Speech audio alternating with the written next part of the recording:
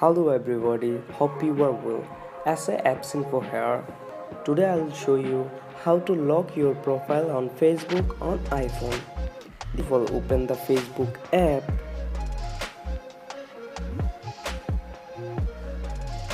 then go to the menu option and you can see your profile. Now click on that. Here you can see your profile and you can see the three dot menu beside edit profile. Now click on that.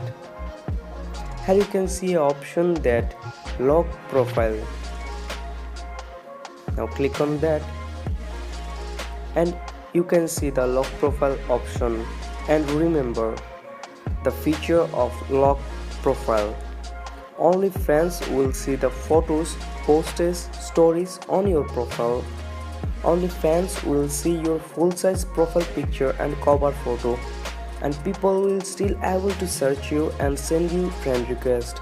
That means people can send you friend request but not able to see your profile details, profile posts, photos and many more. So this is the feature.